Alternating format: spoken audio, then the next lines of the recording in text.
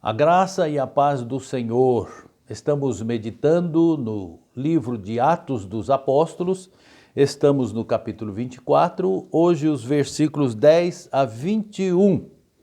O título da mensagem é Servindo a Deus no Caminho. Leio assim a palavra do Senhor. Paulo, porém, fazendo-lhe o presidente sinal que falasse, respondeu: porque sei que já vai para muitos anos que desta nação és juiz, com tanto melhor ânimo respondo por mim. Pois bem pode saber que não há mais de 12 dias que subi a Jerusalém a adorar. E não me acharam no templo falando com alguém, nem amotinando o povo nas sinagogas, nem na cidade. Nem tampouco podem provar as coisas que agora me acusam.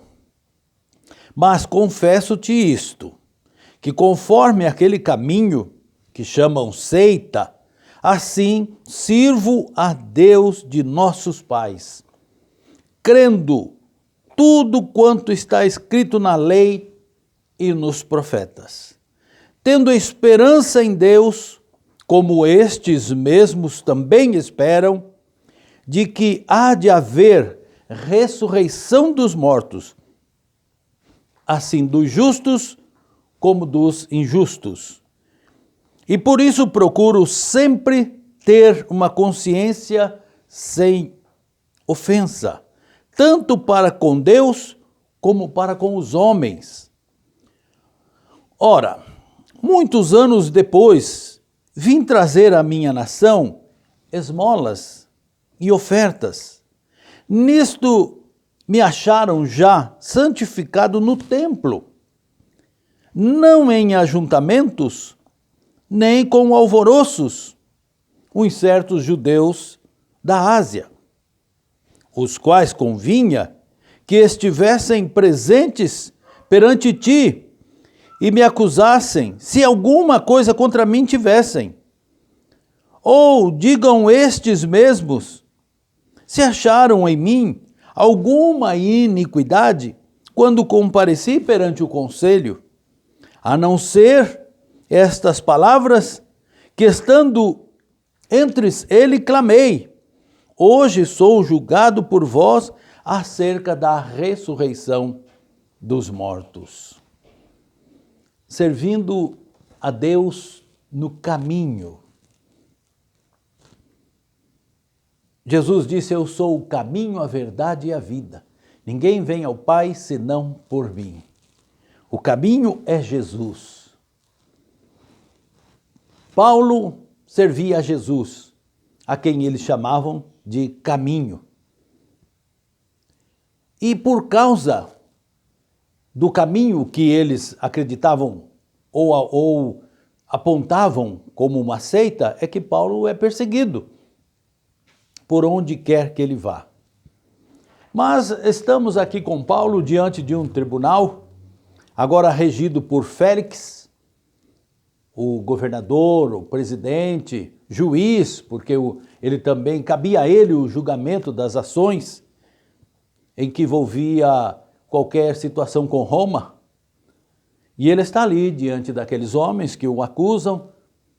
Nós já vimos na passagem anterior que eles convocaram um homem bom de palavra, excelente em oratória, o tal de Tértulo, e acreditavam que o poder das suas palavras pudesse levar Félix a condenar Paulo ou a deixar que Paulo voltasse para Jerusalém para ser julgado por eles no Sinédrio. Nós já sabemos que eles já tinham pronta a sentença contra Paulo, que era de morte. Mas depois de ouvir aquele orador, agora Félix sinaliza para que Paulo fale. Paulo está ali, como nós mencionamos na semana passada, ele está como se estivesse um patamar acima daqueles que o julgam, em paz, tranquilo, porque tudo aquilo que falavam contra ele não era verdade. Não chegaram a atingi-lo. Ele não tinha do que se preocupar. Ele foi acusado de sedição, que é uma formação de quadrilha para afrontar poderes como os judeus, como Roma. Ele foi acusado de heresia, de formação de grupos para seguir seita que ofendesse, que contrariasse o judaísmo. E também foi acusado de sacrilégio, de ter profanado o templo. E nada disso era verdade. Mas ele esperou calmamente, esperou confiantemente na ação de Deus na sua vida, está pronto até para morrer pelo nome de Jesus, e é assim que tem que ser a posição do crente. Até que Félix sinaliza a ele que fale, conforme nós vemos no verso 10. Paulo, porém, fazendo-lhe o presidente sinal que falasse, respondeu: porque sei que já vai para muitos anos que desta nação és juiz. Paulo não entrou no mesmo caminho do Tértulo, que elogiou, que usou de lisonjas falsas, dizendo a respeito da beneficência, da bondade e do poder em preservar a paz, sendo que tudo aquilo, como nós já vimos, era mentira de Tértulo, mas para elogiar, para elevar o ego de Félix, para conseguir o que eles queriam, a acusação de Paulo. Paulo não entrou por esse caminho, mas disse que por tanto tempo que Félix já era o juiz, por assim dizer, das causas dos judeus, ele já deveria conhecer muito bem a ação dos judeus, a religião dos judeus. Então ele estava confiado que aquele homem estava preparado para entender o que se passava entre Paulo e os judeus. Nós não vamos fazer confusão de lisonjas com respeito. Lisonja, como nós já vimos, não é digno de uma pessoa com um caráter libado. Mas respeito às autoridades, sim. Aliás, a palavra de Deus nos ensina, Romanos 13:7, a quem honra, honra. Cada autoridade, ela tem a sua devida honra e nós devemos respeitar, seja ele um senador, um governador, um presidente, respeitamos a todos igualmente. Paulo confia, de certa maneira, que Félix vai entender a situação pelo tempo que ele já é juiz ali no território dos judeus. E esperava que ele, pela sua capacidade, pelo cargo que ocupava, pela sua experiência, ele não se deixasse enganar pelas mentiras dos judeus e pudesse entender a real situação que ele se propõe ali a contar.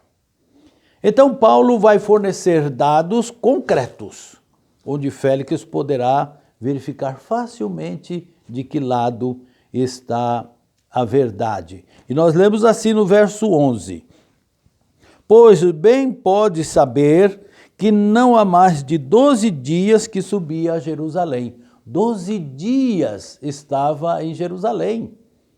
12 dias seria tempo de todas essas acusações, de estar no templo, de estar formando grupos de seita, de estar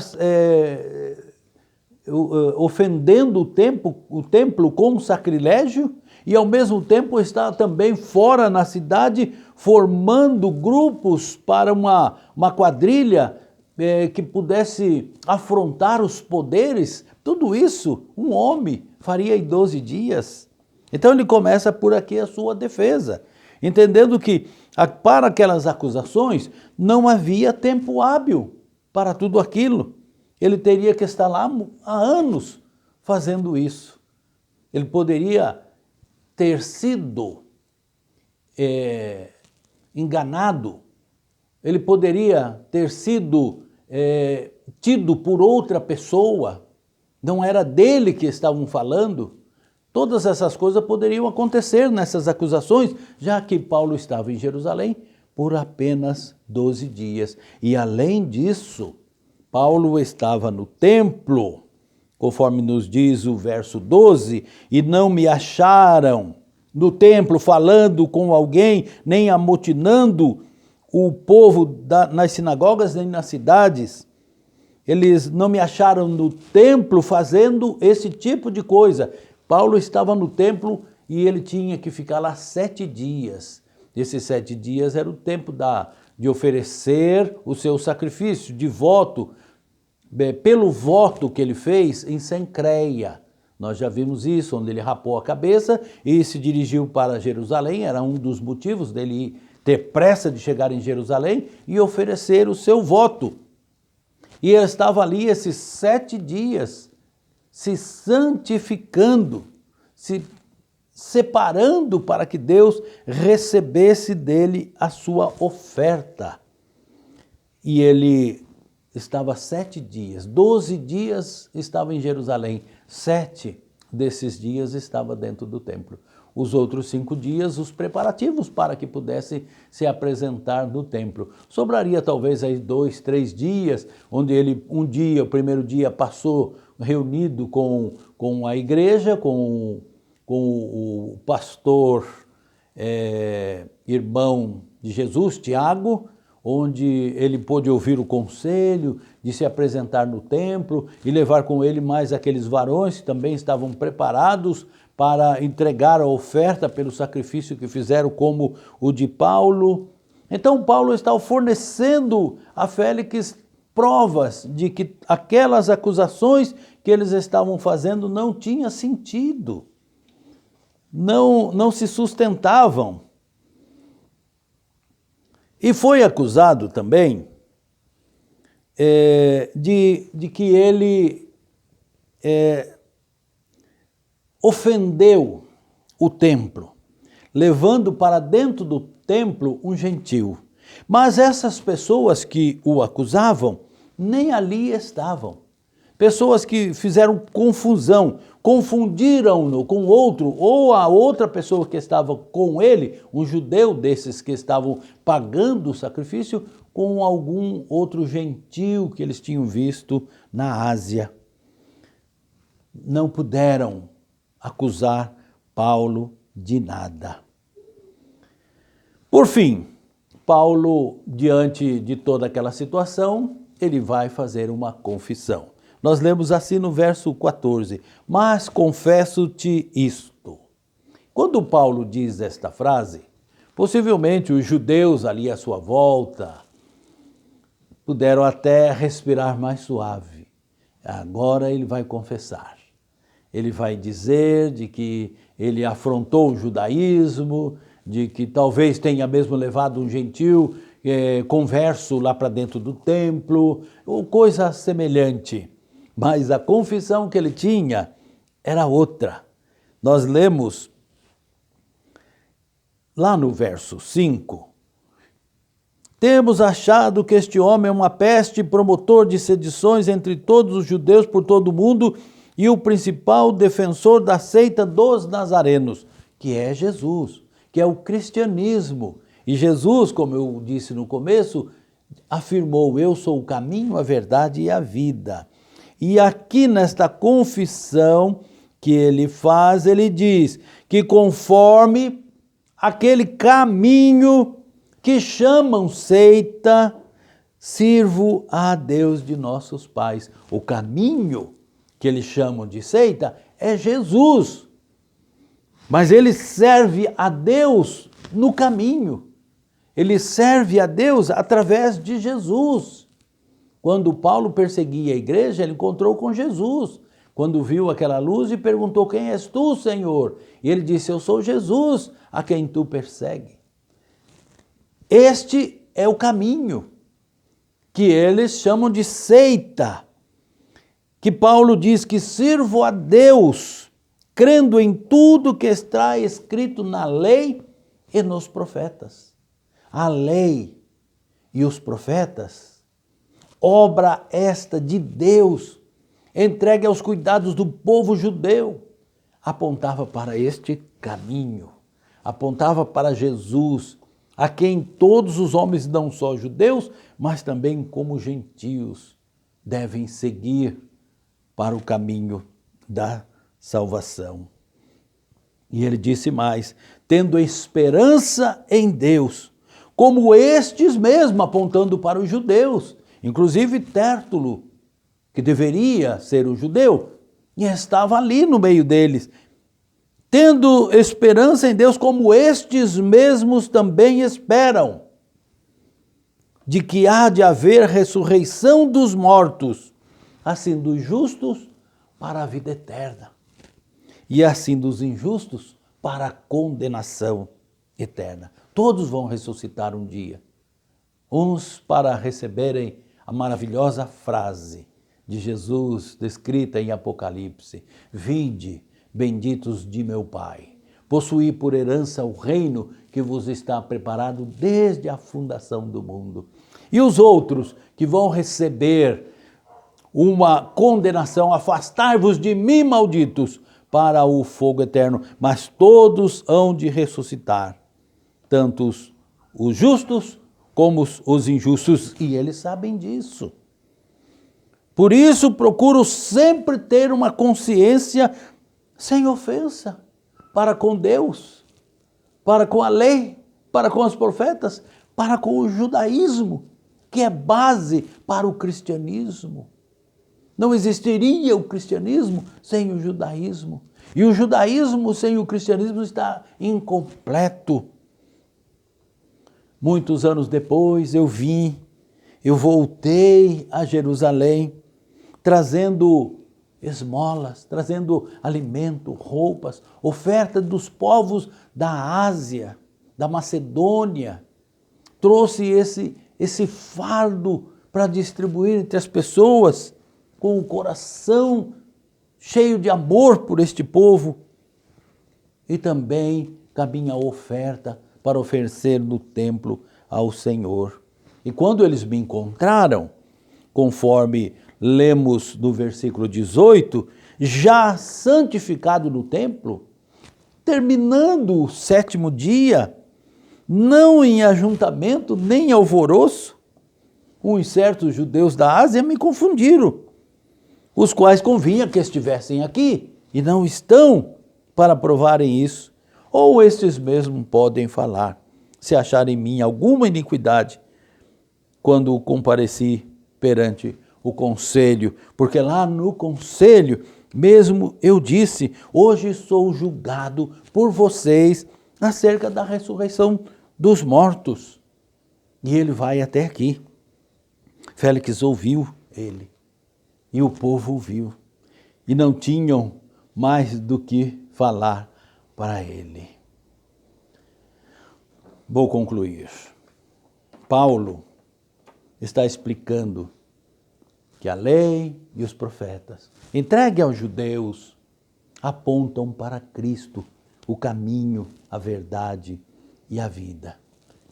E que juntos, judeus e acusadores, que apontam para o romano Félix, Paulo como culpado, também acreditam na mesma coisa e deveriam se curvar como milhares de judeus se curvaram para Jesus Cristo como o Messias. É isso que Paulo prega. Paulo prega o caminho, a verdade e a vida. Paulo prega a ressurreição dos mortos para a vida eterna, para o julgamento ou para a condenação eterna. E por isso Paulo está ali tranquilo, porque ele, como diz no seu versículo 16, sempre tem uma consciência limpa diante de Deus e dos homens. Aquilo que ele fez até aqui, pelo qual ele é acusado, ele sabe que ele pode continuar. E quando ele vem para Jerusalém, não vem para fazer motim, mas vem para trazer oferta, para trazer doações que ele colheu por onde andou, para trazer para o seu povo em Jerusalém, que passava por necessidade. Paulo era um homem exemplar. A sua conduta era exemplar. E ainda pagou votos de outros 7 homens para estar junto com ele no templo para oferecer sacrifício. E o sinédrio que tinha? Nada. Por isso permaneceram calados. As narrativas deles, como dissemos, caíram todas por terra. Diante disso, o governador Félix vai adiar a decisão. E eu quero terminar dizendo que nós vivemos num mundo cheio de ciladas, cheio de mentiras, cheio de falcatruas, de corrupção. E cada vez mais vai aumentar as dificuldades para que se pregue o evangelho. Mas nós devemos continuar firmes. Nossa consciência deve estar tranquila diante de Deus e diante dos homens. Devemos continuar pregando, como Paulo disse a Timóteo, prega a tempo e fora de tempo. Ainda é tempo. Ainda temos liberdade para pregar o evangelho. Então vamos continuar. Amém? Deus te abençoe.